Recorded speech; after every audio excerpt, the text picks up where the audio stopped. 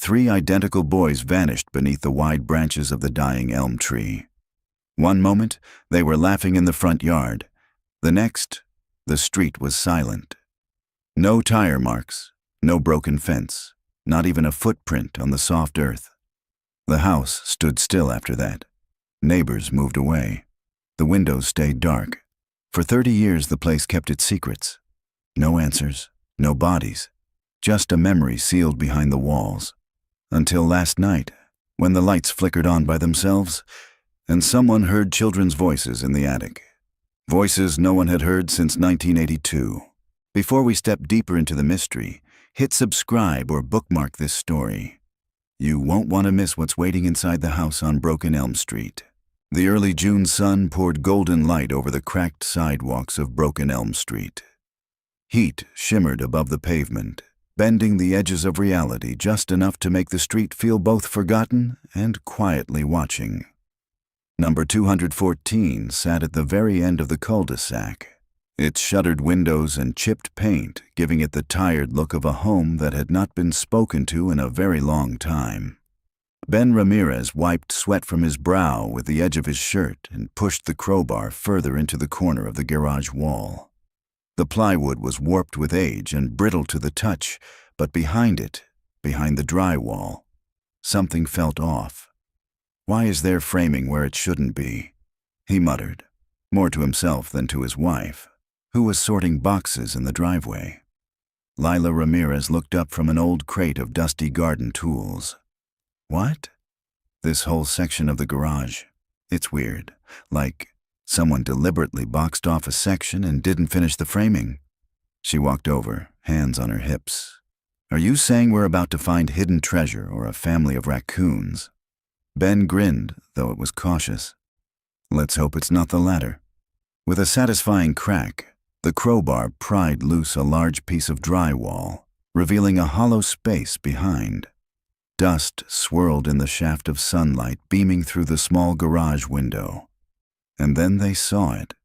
A wooden crate, wedged between the studs and the old concrete slab, sealed in a space barely 3 feet deep. Time had turned the wood gray and the iron hinges a deep, brittle red. A child's name was scribbled across the top in faded permanent marker. Danny. Lila's breath caught. What the hell? Ben knelt, brushing away cobwebs.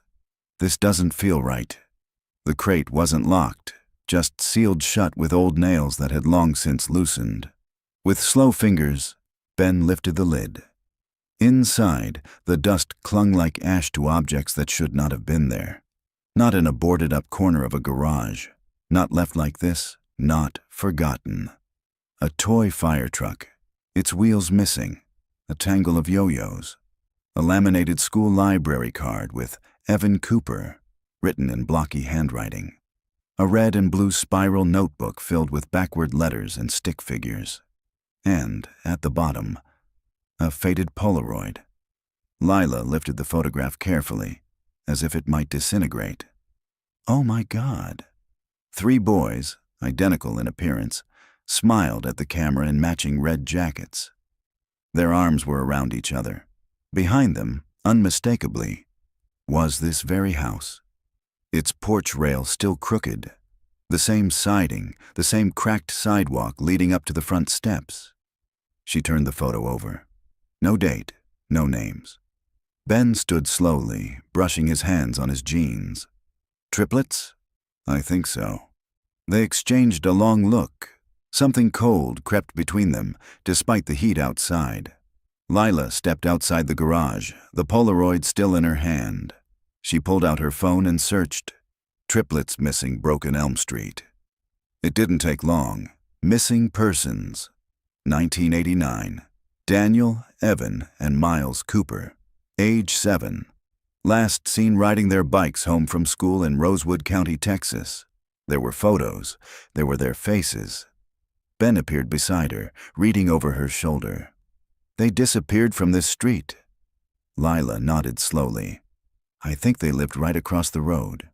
They turned together, gazing across the quiet, tree-lined street.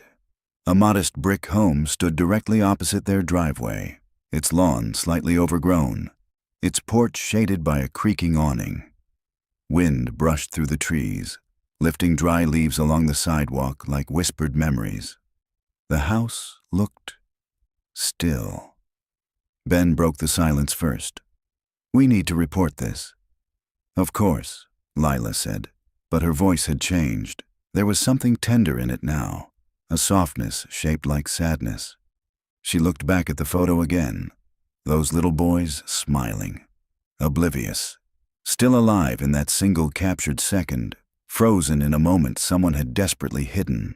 The police arrived by late afternoon. 2 cruisers, 1 detective in an ill-fitting blazer. They took photos of the items, bagged everything with plastic gloves, and asked questions in clipped, procedural tones. "This case is cold as the Arctic," one officer murmured as he zipped a plastic evidence bag shut. "Been closed since '94. No leads in over 20 years. Detective Kwan was polite, efficient, and entirely uninterested in speculation. "We'll log the evidence, reopen the file, and follow up if anything new comes up," she said, handing Lila a card. "But don't expect a miracle. These boys have been missing for 35 years.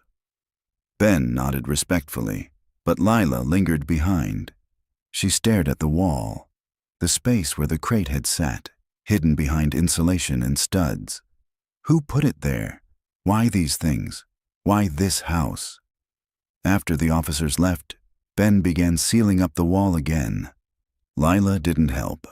She just stood in the driveway, staring across the street.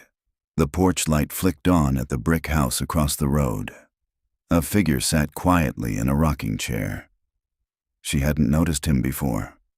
That evening, as twilight melted into soft orange along the rooftops, Lila pulled up the missing persons article again. She read every word, every paragraph. She learned their names: Daniel, Evan, and Miles Cooper. 7 years old. Last seen near the corner of Broken Elm Street and Willow Lane at 4:12 p.m. A neighbor said they were riding bikes and laughing. Another claimed they never came home from school at all. The case was labeled non-suspicious disappearance, then later escalated to suspected abduction. Their mother had been quoted in a newspaper from 1990. She was still in town. She had never moved. "I just want someone to remember their faces," she said. "They didn't just disappear. Someone made them disappear." Lila closed her laptop. The photo sat beside her on the nightstand. In it, the middle boy, Evan, had a gap between his front teeth. Miles had grass-stained jeans. Danny, in the middle, held a bent stick like a sword. They looked alive, and now they were ghosts in her garage. The next morning, Lila walked across the street. The woman who answered the door was older than in the photos, of course. Her hair had gone white at the temples, but her eyes were the same, sharp, observant, gentle, in a way that comes only from heartbreak so deep it folds in on itself. "Yes?" she said, peering through the screen door. "Elaine Cooper?" Lila asked. The woman hesitated, then nodded. "My name is Lila Ramirez. My husband and I just bought the house across the street." Elaine's expression didn't change. "We were doing some renovations," Lila continued, her voice catching. "And we found something, some things, a crate behind the wall in the garage." Still, Elaine didn't speak. "There were children's items inside," Lila said, "and a photograph of 3 boys." Now, Elaine opened the screen door. "You should come in," she said quietly. The living room was dim but clean. A fan spun slowly overhead. Floral wallpaper peeled slightly in one corner. On the mantel sat 3 identical silver frames, one for each son. Each held the same school portrait. A round face, dark eyes, identical toothy grins. Time had not been kind to the prince. The colors had faded, but not the faces. Elaine sat down across from Lila, her hands folded in her lap. "May I see it?" she asked. Lila reached into her bag and pulled out the Polaroid. Elaine took it with steady hands. Her face didn't change at first, just a long silence that seemed to stretch the length of the room. Her eyes scanned the photo over and over again, as though the boys might say something new if she just stared long enough. "This was the day before," she whispered. "That's Miles in the front. He always stood like that.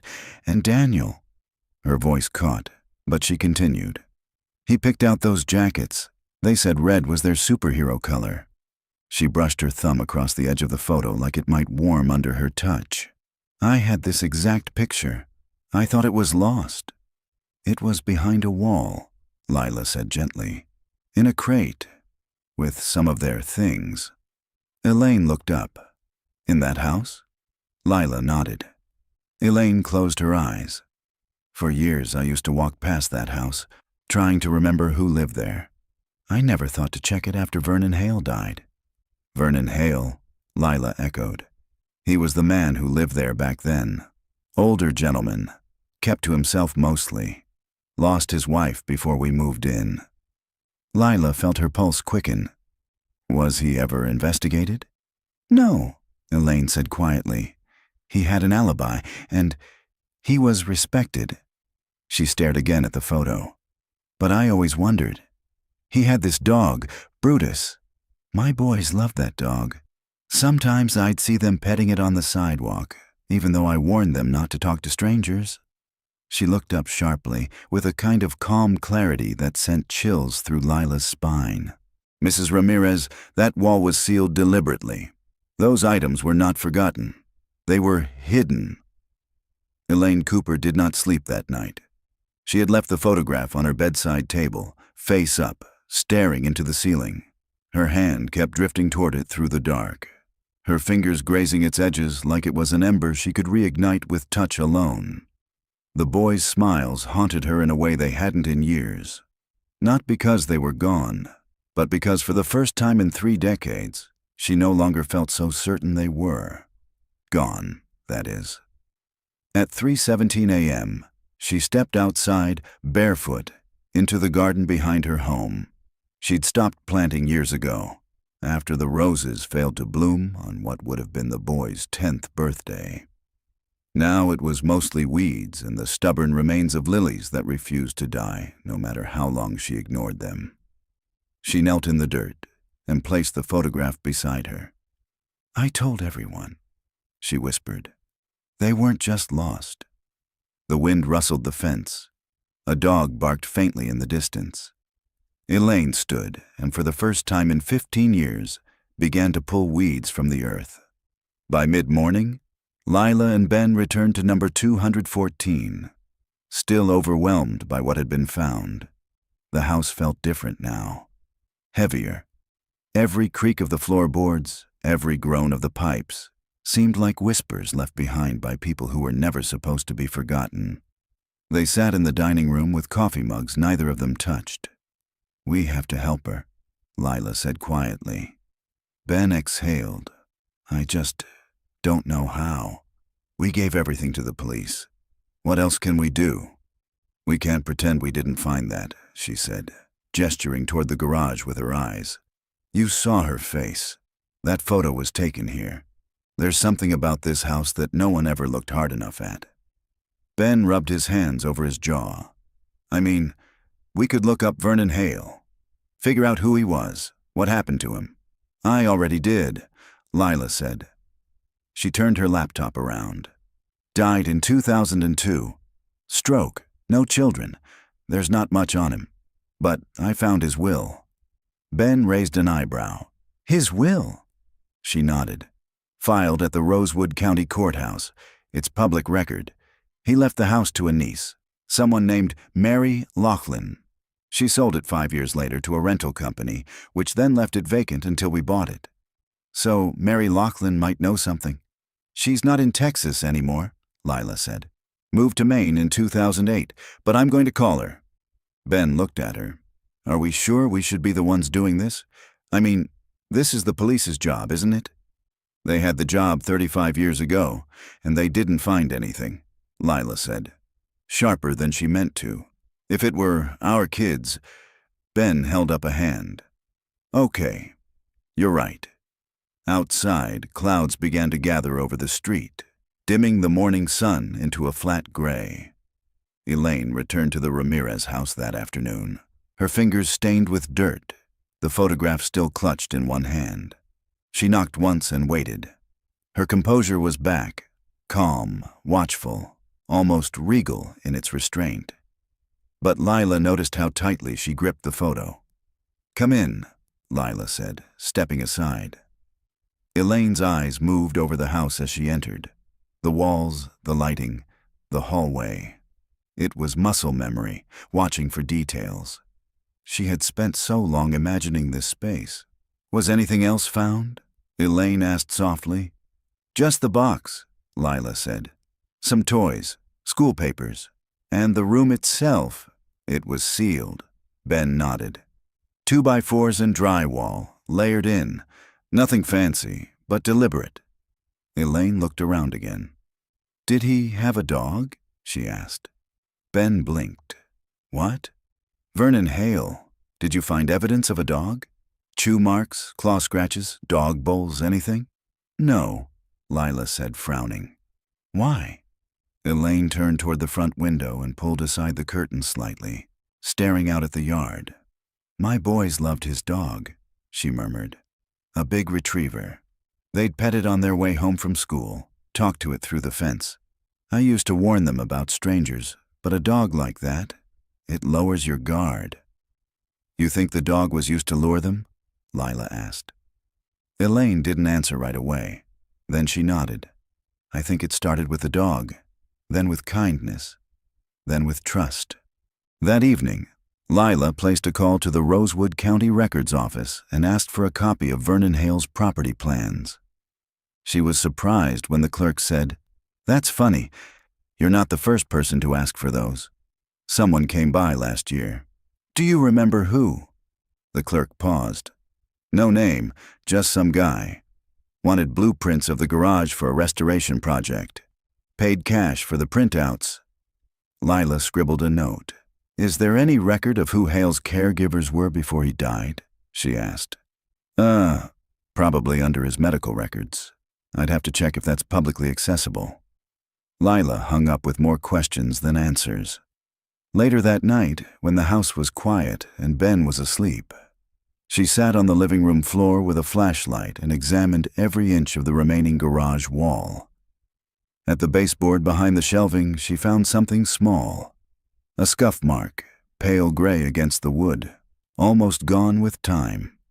She leaned closer. It wasn't a scuff. It was a name, scratched in with a nail or sharp object. Evan. Elaine stood in her kitchen early the next morning, steeping tea in a chipped mug. The garden was behind her, where the soil had been freshly turned for the first time in decades.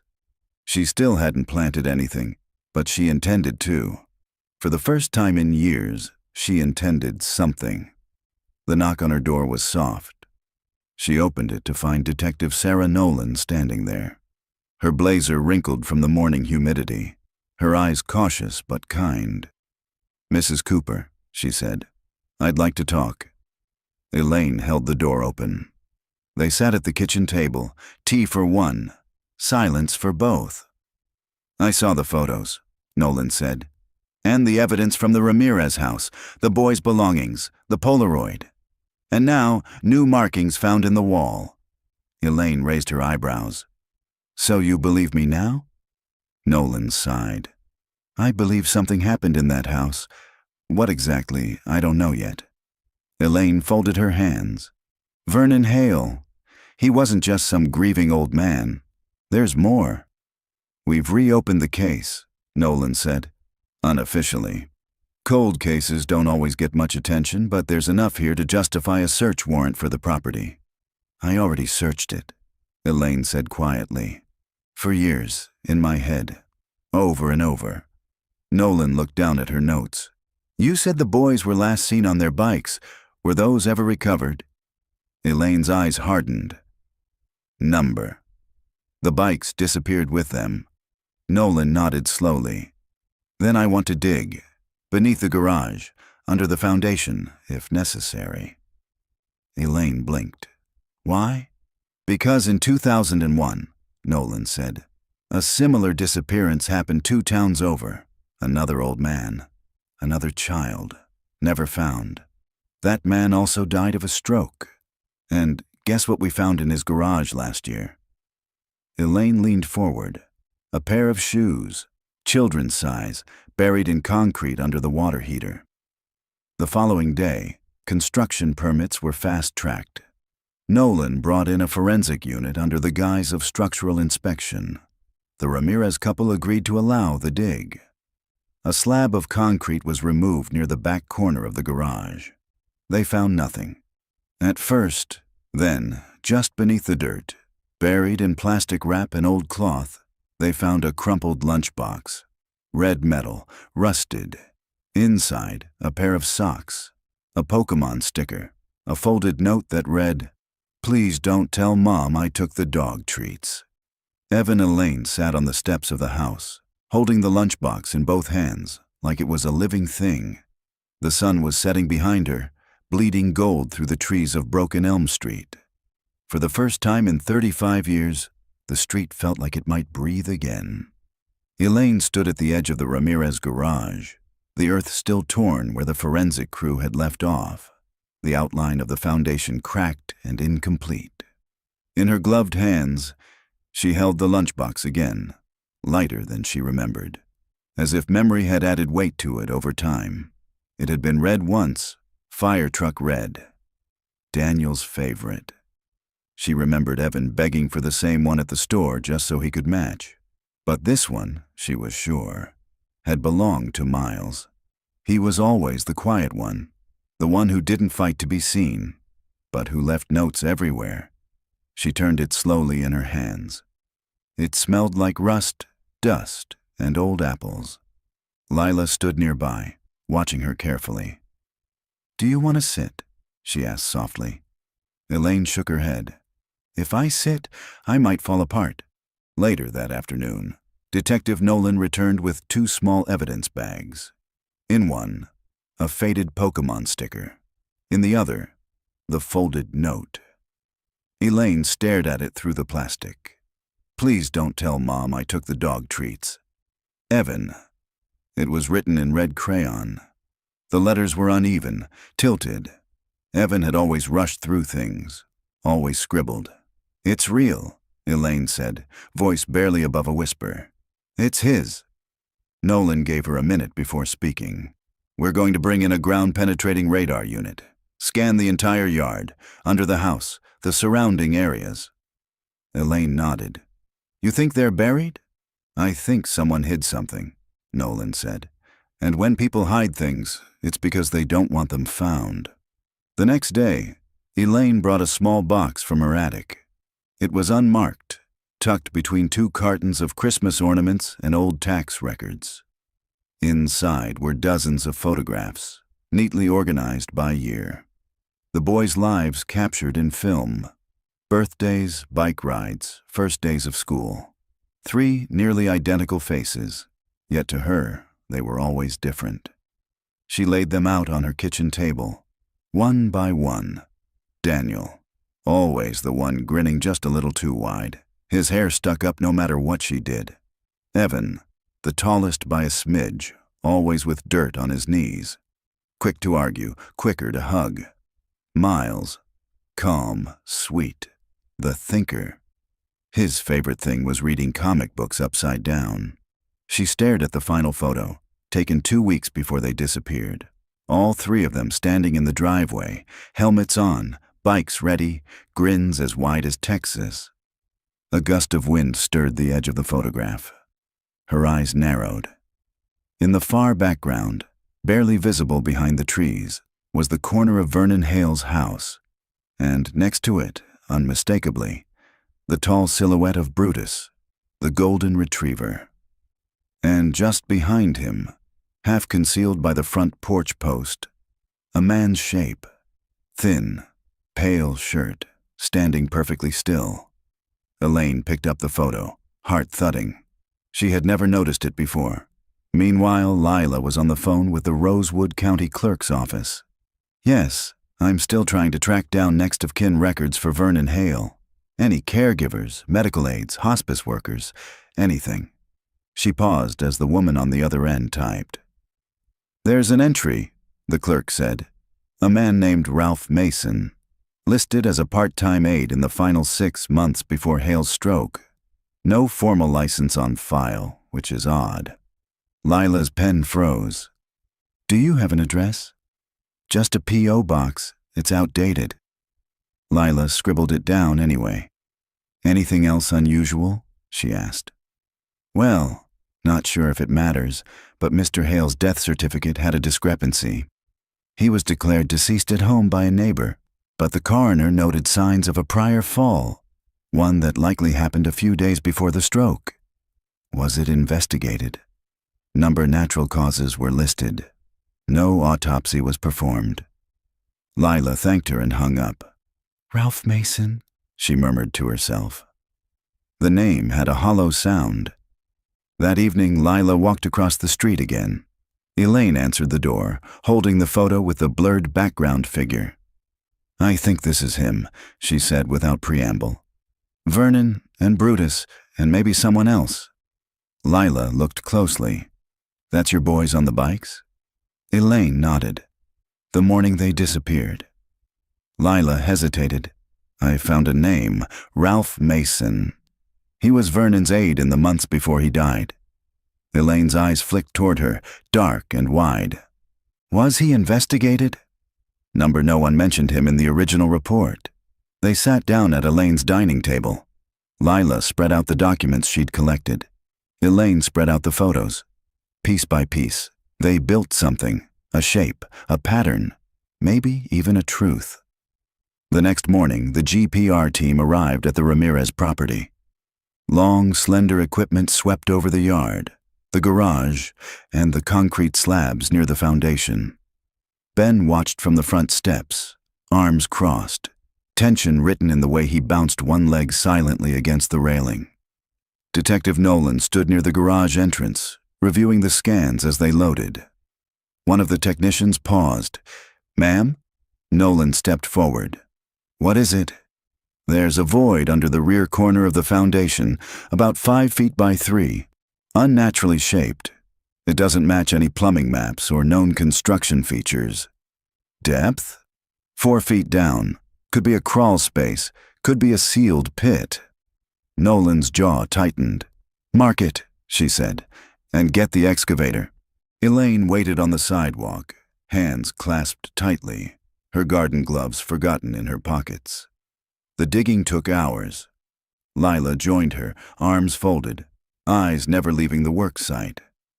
At 4:17 p.m., the excavator operator shut off the engine. The crew began to dig by hand. Minutes passed. Then a call rang out. "Found something!" Everyone rushed forward. A plastic-wrapped bundle. Another. 3 in total. But when the bags were opened, carefully, respectfully, they didn't contain bodies. They contained bicycles. 3 small, rusted children's bikes. Still intact, still painted in bright colors faded by time, each with a laminated tag tied to the handlebar. Daniel, Evan, Miles. Elaine covered her mouth with both hands. Her knees buckled, and Lila caught her before she could fall. "They were here," Elaine whispered. "They were here."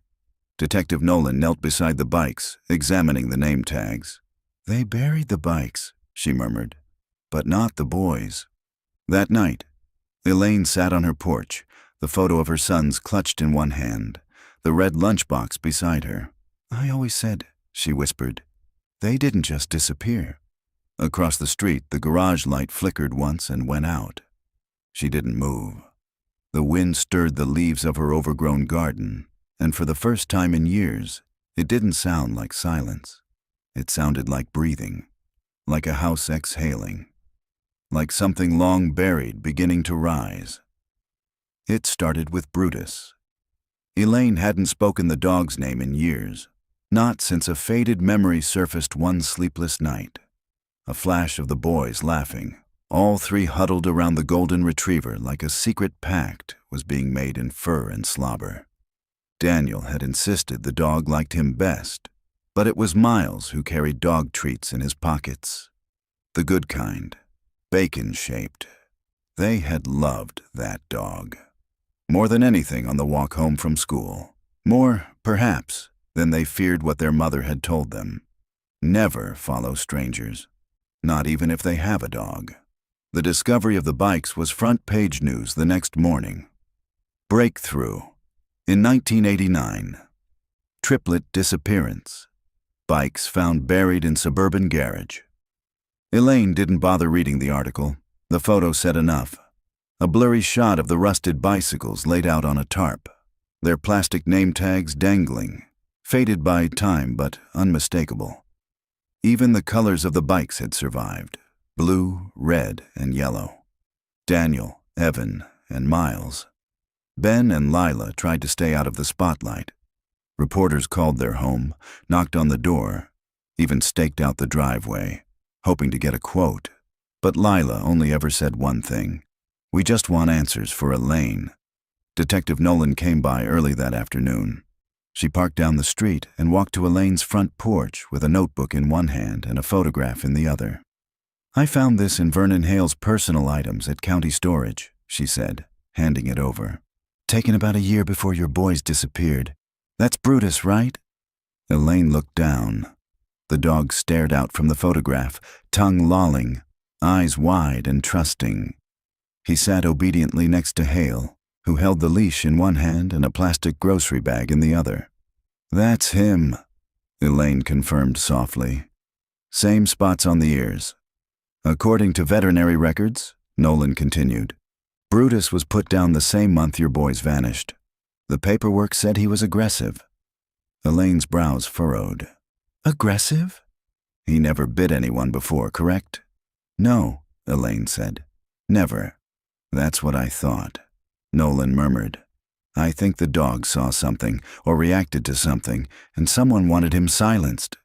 Elaine's grip tightened on the photo. "They didn't silence my boys, though." "Not completely." That night, Lila found herself scrolling through newspaper archives again, looking for anything she may have missed. A name, a thread, a pattern. What she found was a 1990 obituary for Vernon Hale's wife, June Hale, and an odd note buried in the column. Preceded in death by her son Matthew, age 3. Lila sat up straighter. Hale had a son. The article didn't elaborate. No date of the child's death, no cause listed. Just a single line, as if someone didn't want to talk about it. She clicked deeper, digging through county birth and death registries. Matthew Hale, born 1957. Died 1960. Cause of death, accidental drowning. No further information. But that was the year Hale stopped teaching. Lila wrote the name down and circled it. Elaine returned to the Ramirez house the next morning. Lila met her at the door with coffee and weary eyes. "I found something," she said. They sat at the dining table again, the same place where the Polaroid had first been passed between them. This time, Lila handed her a printed copy of the obituary. Elaine read it twice. Why would he keep that secret? She asked. Why not mention his son? Maybe he lost more than just a child that day, Lila said. Maybe it broke something in him. Elaine traced her finger over the name. Matthew. Or maybe he wanted another chance, she whispered. Lila looked at her sharply. You think that's why he took them? Elaine's eyes were steady. 3 boys, all the same age his son would have been, all in one place. He didn't just want a child, he wanted a replacement. Lila swallowed. Then what happened to them? Elaine shook her head. I don't know, but I don't think he acted alone. Detective Nolan's investigation was evolving.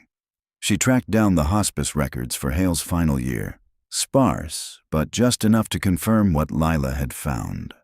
Ralph Mason had been a caretaker for several elderly patients in the area, but had never filed for a license, and no one seemed to know where he'd come from. Nolan got a break when a bank flagged a dormant safety deposit box registered to Mason, accessed once in 2003, and then never again. The box was in Lubbock. Nolan got a warrant. Inside the box were the following: a driver's license under the name Harold Moss, several passports, all expired, under different names, a single photo, 3 boys sitting on a wooden bench. Their backs were to the camera, but the shape of their heads, the curve of their shoulders, it was them. And the photo was dated July 18th, 1990, 10 months after they vanished. Elaine stared at the photograph for a long time. "I knew it," she said. Ben leaned against the kitchen counter, arms crossed, staring at the photo over her shoulder. They were alive. Nolan nodded, at least for a while. Lila spoke quietly. "But where were they taken?" "We traced the photo's watermark," Nolan said. "It was printed in Arizona. Small-town lab that's been out of business for decades. It's not much, but it's a lead." Elaine's voice was suddenly firm. "Then I'm going." Nolan hesitated. "It's not safe." "I don't care," Elaine cut in. "If someone out there knows what happened to my boys, I'm not sitting here while you ask questions. I've sat long enough." There was silence. Then Nolan nodded. "I'll take you." Ben looked at Lila. "What about us?" Lila met Elaine's eyes. "We go too." That evening, Elaine returned home alone. She stood in her bedroom and opened the drawer where she kept the boys' last birthday cards. Folded construction paper covered in marker hearts and rocket ships and crooked spelling. She ran her hand over them gently, then reached behind the drawer and pulled out something no one else knew she kept: a lock of hair. 3, actually. 1 from each of her sons, taped inside an envelope labeled only with the date, March 12th, 1989. She had cut them after a particularly chaotic bath night. The boys had laughed so hard that Miles got soap in his ear and started to cry, until Daniel farted in the tub and made everyone laugh again. Elaine smiled at the memory. Then she packed the envelope. If they found something in Arizona, she wanted DNA ready. Back at number 214, Lila wandered into the garage one more time before bed. She flicked on the light. The patched section of the wall looked no different than the rest now, but she could still feel where the secret had once lived. The bikes, the lunchbox, the name Evan carved into the wood. She walked over and placed her hand on the wall. There was something under the paint she hadn't noticed before, a faint outline, like faded crayon. She stepped back and grabbed a flashlight. Angled in the right light, the shape came through. It was a crude drawing, a stick figure, then 3 more, a dog beside them and a tall shape behind. Written beneath it all in shaky letters, "We're not supposed to go." The drive to Arizona was long and mostly quiet. Elaine sat in the back seat, the envelope with the boys' hair samples tucked in her purse, clutched like a lifeline. Detective Nolan drove, eyes steady, always scanning the road like she didn't trust it to stay still. Lila rode shotgun, her notebook on her lap, filled with questions. They didn't speak much, only when necessary. Hotel reservations, gas stations, what time the sun would set. But the silence wasn't uncomfortable. It was waiting, like a breath not yet released. It was late afternoon when they arrived in Pine Bluff, a withered town near the edge of the Arizona border. Old signs clung to sun-bleached posts, and pickup trucks lined the streets outside shuttered diners. The kind of place that had a single gas station and 2 churches across the street from each other. Nolan pulled up to a building with faded paint and a cracked wooden sign, Tanner's Photo Lab. Closed. "This is it," she said, "where the boy's photo was printed." Elaine opened her door slowly, as if the ground might shift beneath her. The inside of the shop was dusty, untouched for years. A for lease sign hung crooked in the front window. Nolan had prearranged access with the property owner, who met them there, an older man in work boots and a trucker hat, who looked like he hadn't shaved since the photo lab closed. "I used to come in here with my daughter for school photos," he said. "Tanner was a quiet guy. Nice, but odd. Do you remember him having customers who paid in cash? Nolan asked. The man nodded. Pretty much all of them. This was before card readers and Square apps. Do you recall anyone printing pictures of kids? Around 1990? He thought a moment. Couldn't say. But there was one guy. Came in a few times over a couple years. Always alone. Always with the same old-school camera. One of those boxy black ones. Do you remember what he looked like? Thin, white, tall, beard some days, clean-shaven others. Eyes like he didn't sleep. Ralph Mason? Nolan asked. The man's brow furrowed. That name sounds right. Why? Nolan showed him a copy of the passport photo from the safety deposit box. The man nodded slowly. Yeah, that's him. He didn't say much, but he always had photos of kids. Said he worked at a camp. What kind of camp? Didn't say.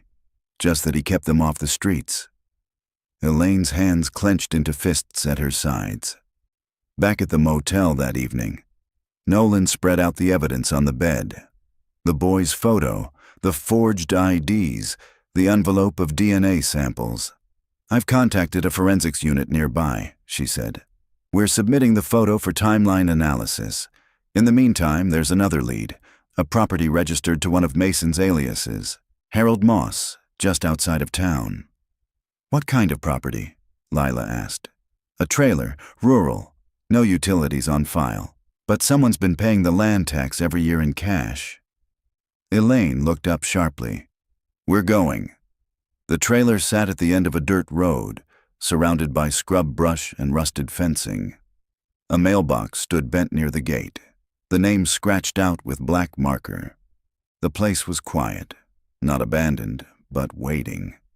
Nolan stepped out first, hand on her badge. Lila followed, carrying a flashlight. Elaine stayed close, scanning every detail, the tire tracks, the footprints in the dust, the curtain fluttering in the window. They knocked. No answer.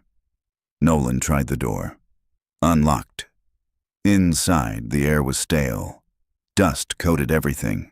A twin bed with thin sheets, a table, a kettle, a shoebox on the counter labeled Spring in black ink. Nolan opened it carefully. Inside, photographs, dozens of them. All boys, some older, some younger, some smiling, some blurry.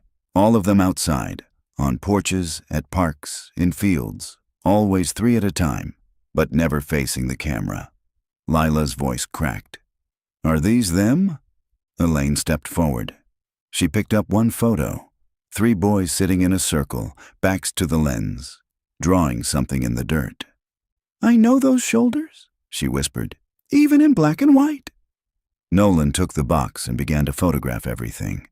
They searched every corner of the trailer, closets, drawers, the old pantry. Nothing else, except the back room. It had once been a laundry room. The floor had been redone with plywood. A single bare bulb hung from the ceiling. Something about it was wrong. Elaine stood at the threshold, unmoving. There's something under us, she said. Lila shined her flashlight at the floor. A faint seam ran through the plywood, not natural aging. Cut edges.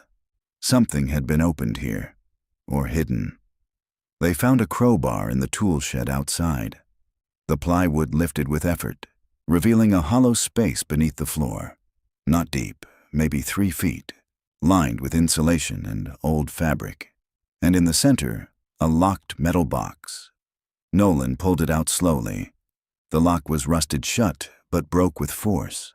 Inside, 2 journals, tied together with twine, a child's drawing, 3 stick figures and a dog, 1 figure with X's over the eyes, and an envelope labeled Cooper Boys. 1989. Elaine opened it. Inside were 3 small bracelets. Faded plastic beads, the kind you buy at a dollar store. Each with a name spelled in clumsy letters. Daniel Evan Miles. Elaine sank to her knees. They kept them, she whispered. They kept their names. That night, Nolan read through the journals. They weren't written by Vernon Hale. They were Ralph Mason's. The first entry was dated September 22nd, 1989, 2 weeks after the boys vanished. They're settling in, still scared, especially the youngest, Miles. He hides when I enter the room. Vernon says it will pass, that children need structure. Daniel asks for his mother at night. Further entries described a strict routine.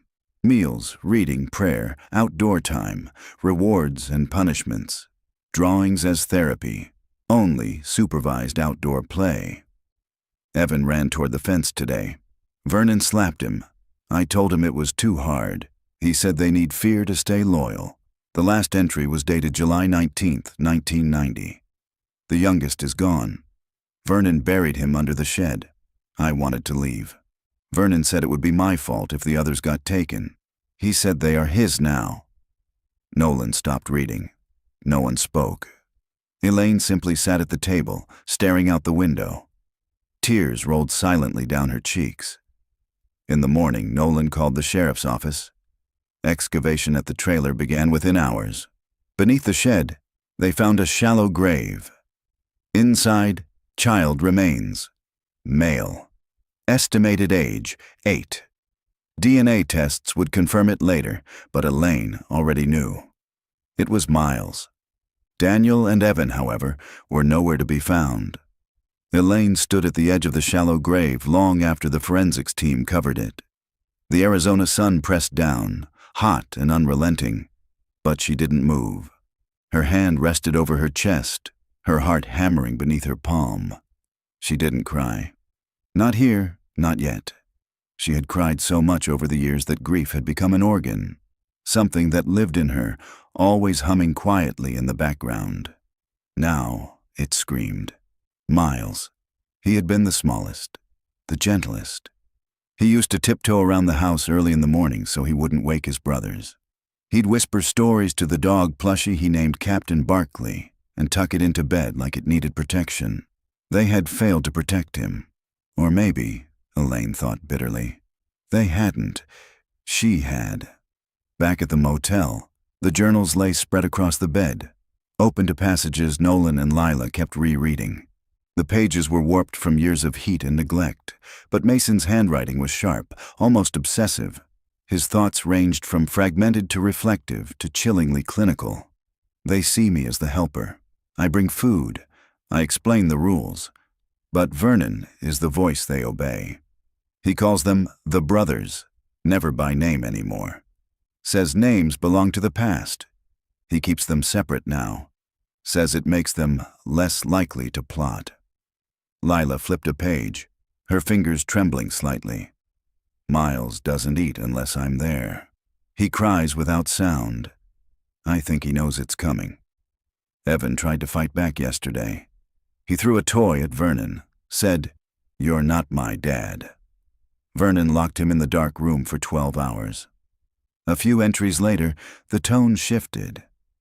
They're older now. Daniel speaks in riddles. Evan stares at me like he knows something I don't. They don't call for help. They haven't in weeks. The silence is worse than the screaming. That evening, Detective Nolan met with the local authorities. Forensics confirmed the remains under the shed were consistent with Miles Cooper based on dental and DNA analysis. The sheriff's department opened a multi-state inquiry for Daniel and Evan under the assumption they may still be alive, or may have been moved before Miles's death. Elaine sat in the motel hallway outside the meeting room, hands clasped tightly in her lap. Her body shook, but her face remained composed. They knew he was gone, she whispered when Nolan returned. Daniel and Evan, they lived with that. For how long? We don't know, Nolan said gently. But the journals end in 1990. The last entry implies Miles died then. That means the other two were alive for nearly a year after the abduction. And after that, Lila asked from the doorway.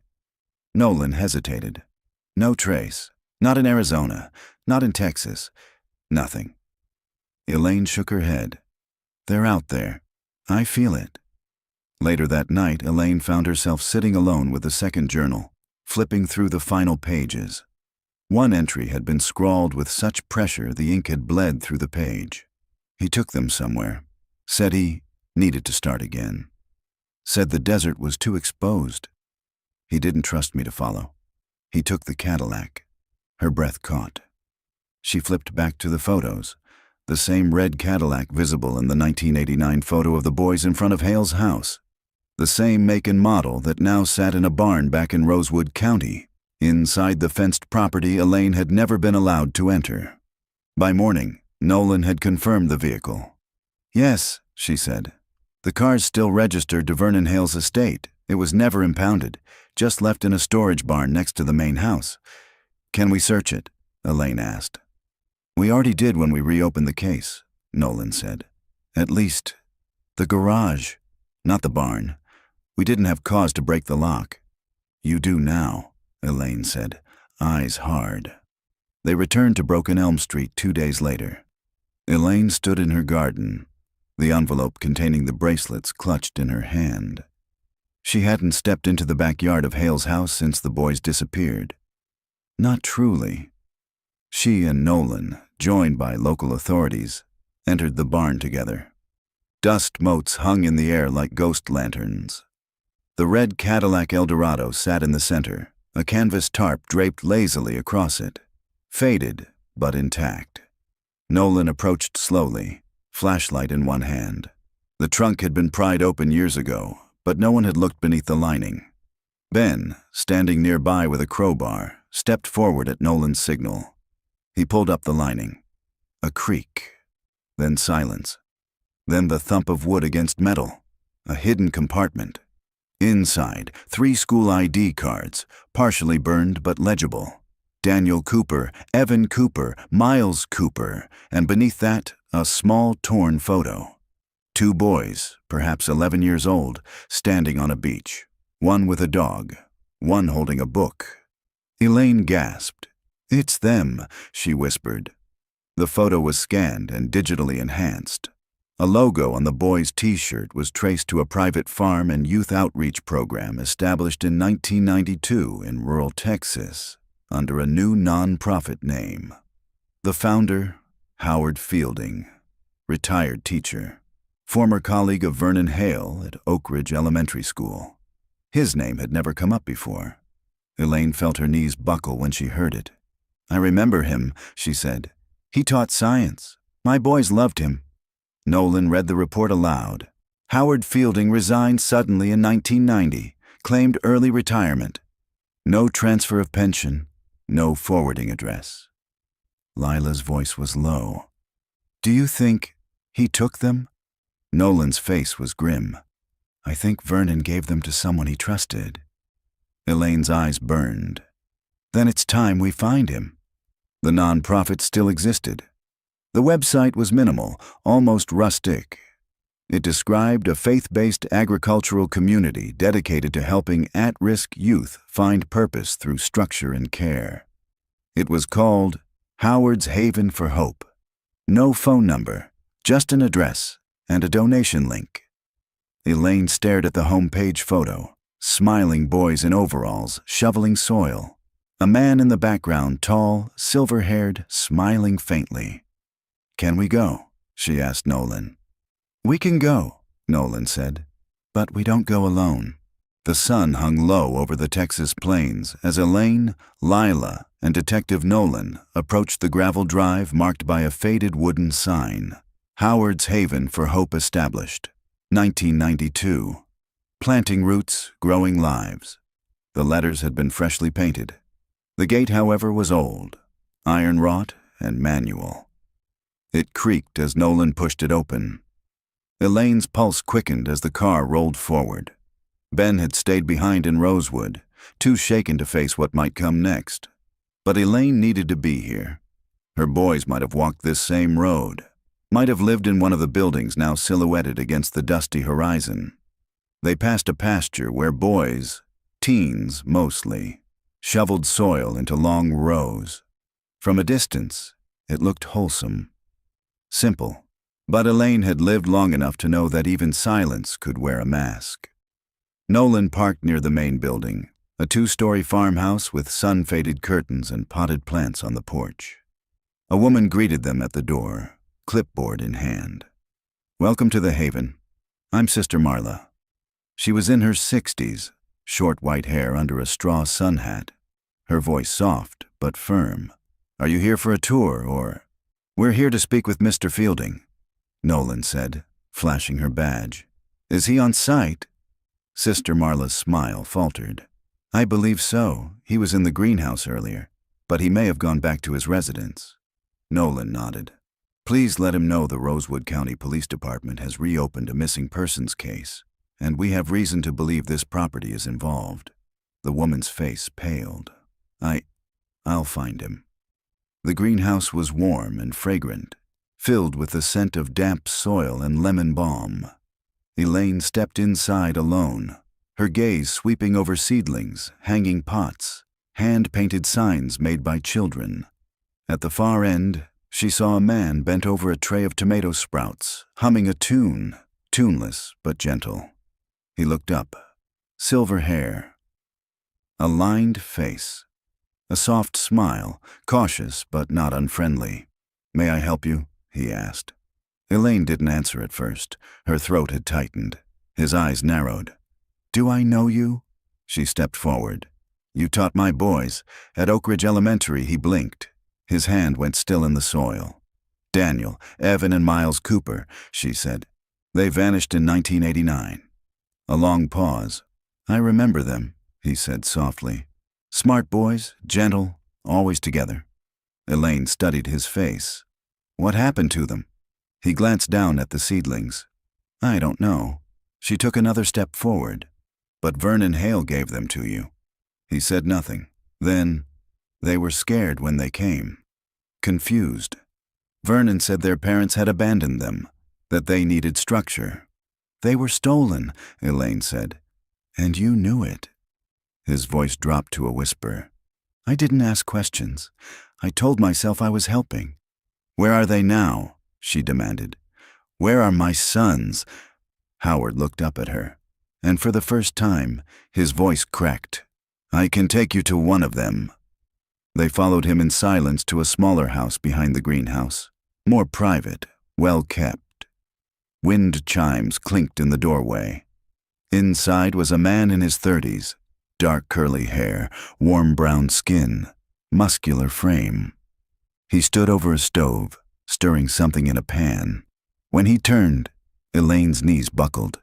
His eyes, his smile. It was Daniel. He looked exactly like her husband, exactly like himself at 7, but grown. "Mom?" he whispered. Elaine stepped forward, trembling. "Danny?" He looked to Howard, then back to her.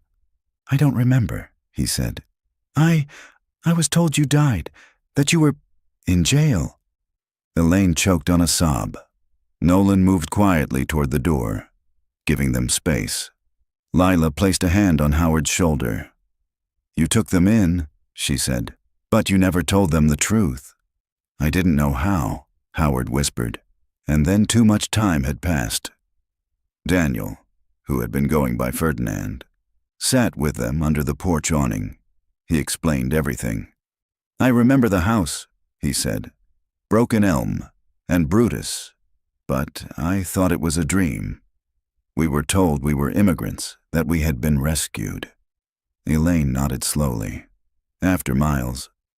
He stopped, throat tight. "We left Vernon's trailer, came here." Nolan asked gently, "Do you know where Evan is?" Daniel nodded. "He's still on the property. We work different sides of the program, but there's more." He hesitated. "There's a third brother." Marco. Elaine's brow furrowed. "Marco? We're triplets, but we were told he was one of us, that he was the brother." I didn't question it. "He looks like us." Nolan stood abruptly. "How many young men here look like you?" Daniel answered softly. 3. Within an hour, Nolan and local law enforcement had detained Howard Fielding and locked down the property. Evan, going by Diego, was found in the main office. He froze when he saw Elaine, but collapsed into her arms as soon as she spoke his name. I remember your voice, he whispered. They found Marco at a private cabin nearby, watching over a group of younger boys in the garden. He was confused, disoriented, but he looked just like the others. Elaine knew him instantly. Miles' smaller eyes, Daniel's dimples, Evan's gait. Gabriel, she said. Your real name is Gabriel. In the barn, they found the Cadillac, still parked, still clean. In the glove compartment, 3 forged birth certificates, a notebook, and a photo Elaine had never seen before. The triplets, no older than 10, sitting by a riverbank, fishing rods in hand. No smiles, just stares, hollow and still. They had been missing from the world, but now they were found. Elaine watched the 3 young men from the motel window. Daniel, Evan, Gabriel. They sat on a bench in silence, shoulder to shoulder, sipping soda cans from the vending machine. No one spoke. Occasionally one would glance at the others, but they didn't make eye contact for long. It was as though some invisible thread bound them together, but so much time had passed that none of them knew how to hold it. She placed her palm on the window. She didn't cry, not yet. Detective Nolan briefed Elaine and Lila that morning. Howard Fielding is in custody. He's confessed to harboring the boys since 1990. Claims Vernon Hale brought them to him after things went wrong at the trailer. He said he was trying to save them from further harm. Lila scoffed. He built a lie around them. More than that, Nolan said grimly. He rebuilt their identities. All 3 boys had been issued falsified birth certificates under different names: Ferdinand, Diego, and Gabriel. Daniel had the oldest alias. Miles's replacement, Gabriel, had been adopted from another foster child Vernon had briefly taken in before his death. There was no legal record of the child ever existing after 1991. Elaine's voice cracked. So they replaced my son. Nolan nodded.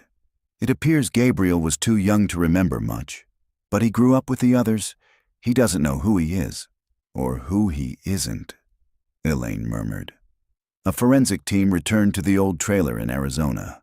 The discovery of Miles's grave led to a wider excavation around the area. Soil samples, partial remains, bones long decayed. By the end of the week, they had recovered items clearly belonging to other children. A shoelace bracelet, a melted action figure, a small denim jacket with the name Nico embroidered in the tag. This goes deeper than your boys, Nolan told Elaine. We believe there were others, not taken together, but hidden the same way, abandoned, swapped, rewritten. Elaine sat back in her chair. How many? We don't know yet, but they would. Elaine met with Gabriel alone the next morning. They sat in a park near the motel, under a pecan tree. She brought him lemonade. He barely sipped it. I don't know what you want from me, he said softly. Elaine looked at him, her voice calm. I want nothing you don't want to give. He stared at the grass. They say I'm not Miles, but I look like them. I feel like I belong to them. Doesn't that make it true? She reached into her purse and took out the 3 bracelets. She set them gently on the bench between them. These were theirs, she said. I found them in a box hidden under a floor, in a room no one knew existed. Gabriel looked down at the bracelets. Small, colorful, innocent. I wore one like that, he said. It said Gabe. Elaine nodded. That's your name now, but it wasn't always. He didn't speak for a long time. Then, can I keep them? She nodded. Keep all 3. Daniel sat with Lila that evening in the motel lobby. He had asked for her, not his mother, not yet. I need to understand something, he said. Were we famous? Lila hesitated. You were remembered. That's not the same. It's not. But your faces were in papers, on milk cartons. For years Daniel exhaled. And no one ever found us? You were hidden carefully. You were given new names, new birthdays, new parents, people who buried you inside a new story.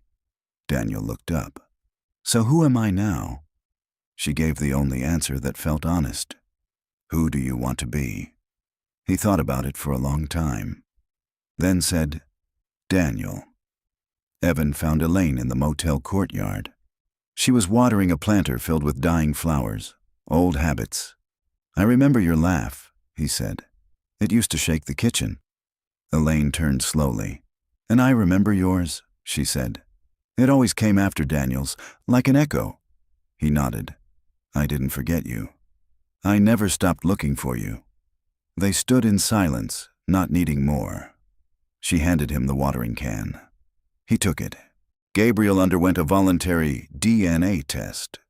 The results came back. No biological relation to the Cooper family. The news fractured him. I don't know who I am, he whispered to Nolan. I was Miles. Now I'm... No one? Elaine stepped in quietly. Number, you were loved by Daniel and Evan. You were raised as a brother. That makes you mine in every way that counts. He cried for the first time. She didn't stop him.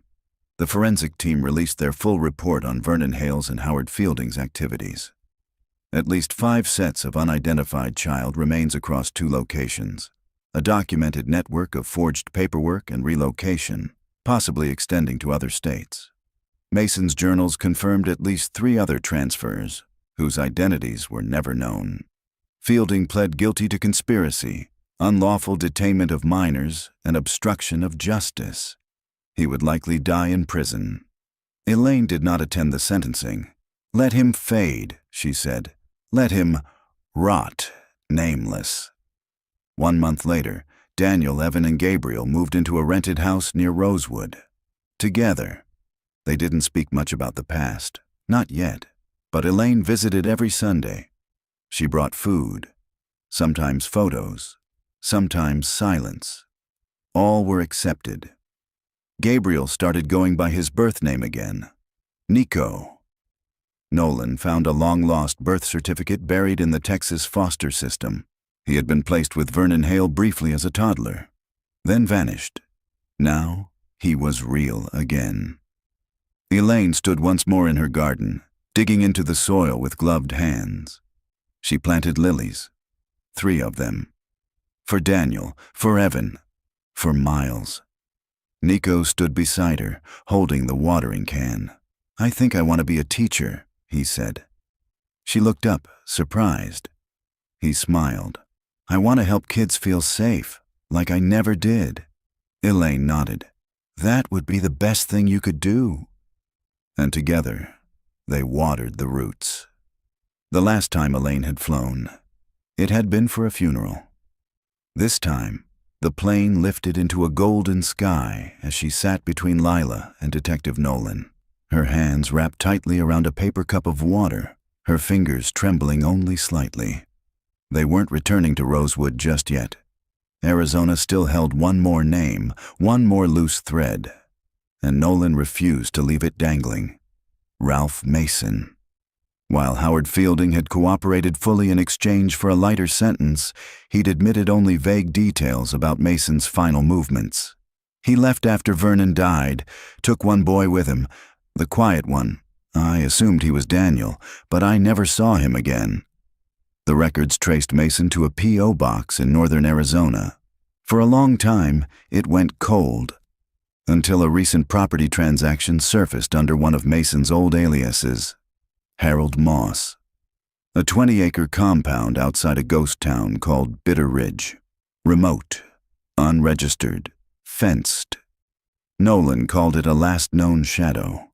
They drove through empty highways and sun-bleached rock formations. The further they went, the less the GPS could help them. Cell service dropped. The road narrowed to dirt. Maybe it's just an old shack, Lila said from the passenger seat.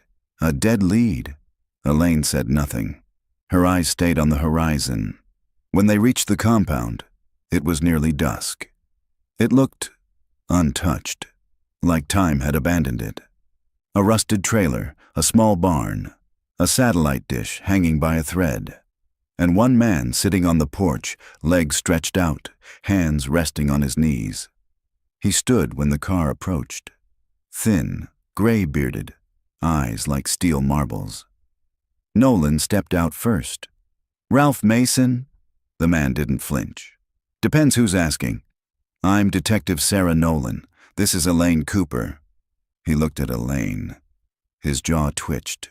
"Cooper," he said quietly. Elaine stepped forward. "You knew my sons," she said. He didn't deny it. "I knew a lot of boys," he said, "some louder than others." They sat around a scarred wooden table inside the trailer. The air smelled of dust, tobacco, and old metal. A fan oscillated in the corner but did little to fight the heat. "I didn't hurt them," Mason said flatly. "That was Hale. I just kept them alive." Elaine's hands clenched.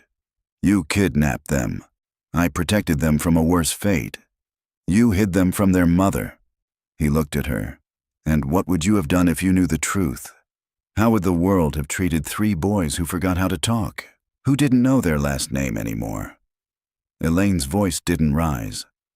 "I would have tried," she said. "I would have loved them."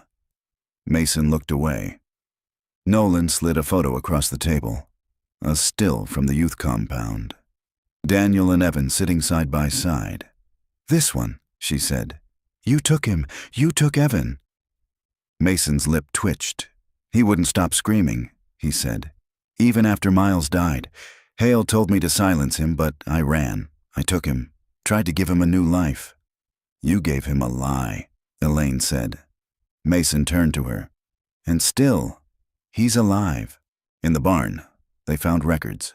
Names, dates, false documents. But more importantly, they found a box of drawings. Crayon scrawls on aged paper.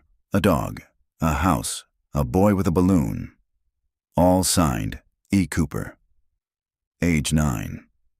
Elaine pressed them to her chest like scripture. "Why keep these?" Lila asked Mason later.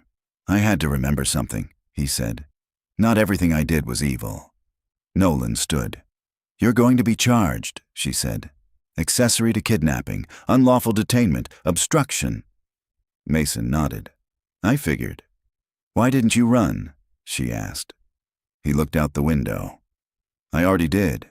30 years ago. Been waiting for the knock ever since." Elaine returned to the motel with Nolan and Lila. She laid the drawings out on the bed. Evan arrived shortly after. He had insisted on coming, wanted to see for himself what Mason had kept. He stepped into the room, saw the drawings, and froze. His hand went to his mouth. "I did these," he whispered. "I remember the dog. I named him Spanner." Elaine took his hand. "You were never forgotten," she said. "Not even by the ones who didn't deserve to remember you." Evan pulled her into a hug. This time she let the tears fall. The next morning, the 4 of them sat outside the motel, sipping bad coffee and watching the sun rise. Nolan spoke first. "There's one more grave near the trailer. Bones are still being tested." Elaine didn't flinch. "I'm prepared for what we find," she said.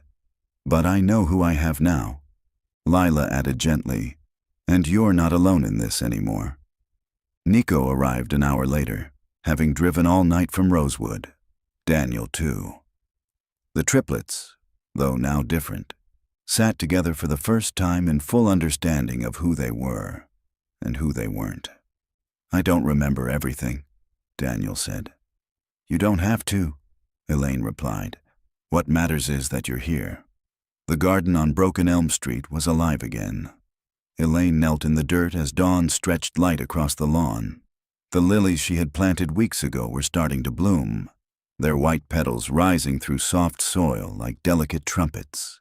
Between them, she had added violets, for courage, and lavender, for memory. The house across the street, the Ramirez home, now held no secrets. The sealed walls were gone, the hidden relics removed. The garage had been renovated and opened to light for the first time in decades. But it was Elaine's home that now carried the real story. Not of horror, but of return. Inside, 3 chairs waited at the breakfast table. Daniel was the first to arrive. He knocked once, then let himself in. something Elaine had insisted on. His eyes were clear today, his posture stronger. "Morning," he said, placing a grocery bag on the counter. "I brought the good coffee." Elaine smiled. "Only took you 35 years to learn my taste." Evan came next, rubbing sleep from his eyes. He wore a hoodie with the sleeves pushed to his elbows, a habit he'd had since childhood. Elaine could still picture him crawling under the kitchen table as a boy, looking for cookie crumbs. Nico followed quietly, still soft-spoken, still uncertain, but slowly learning he didn't need a past to earn a future. Elaine poured coffee. They sat. No one spoke right away. Not out of discomfort, but because the silence no longer meant loss. It meant presence. That afternoon, the four of them walked to the cemetery outside Rosewood. A new headstone had been placed beside Elaine's late husband's grave. Miles Cooper, 1981 to 1990, our quiet light. Still shining. Daniel knelt beside it, a hand on the stone. "He didn't get to grow up," he said. "Not like us." "No," Elaine said, "but he made sure you did." Evan placed a folded drawing beside the grave, one of the crayon sketches recovered from Mason's trailer. It showed 3 boys and a dog under a crooked sun. One boy had wings. "He's always been with us," Evan whispered. Nico took a flower from the bouquet and tucked it behind the stone. No one cried. They simply stood, remembering. Later, back at Elaine's house, Lila joined them for dinner. The table was full. Roasted chicken, cornbread, salad, peach cobbler. Elaine insisted on cooking it all herself. "I don't know what to say," Daniel admitted as they sat. "Say you'll come back next Sunday," Elaine said. Evan smirked. "She's serious. She already planned the menu." Laughter bloomed. Even Nico smiled. Later, after dinner, they sat on the porch, Elaine in her rocker, the boys side by side on the steps. The cicadas hummed. The sky stretched wide. "There's something about this house," Nico said. "Even though it's not where we lived, it feels like home." Elaine looked at them all. "It's because you're finally here." Before bed, Elaine walked out into the garden one last time. She knelt and touched the soil beneath the lilies. It felt warm, alive. She took 3 smooth stones from her pocket and placed one at the base of each flower. Daniel, Evan, Miles. She paused, then added a 4th. Nico. The night was silent around her, but in her chest, something bloomed.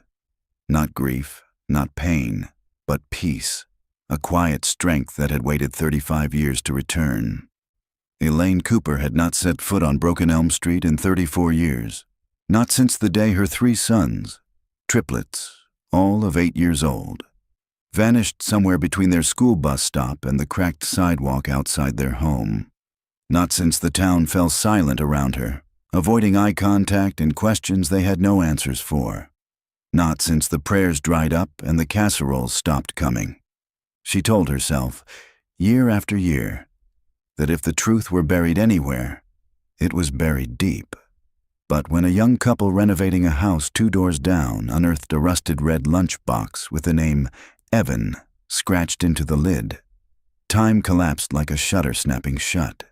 And suddenly, she wasn't a grieving mother anymore. She was a witness.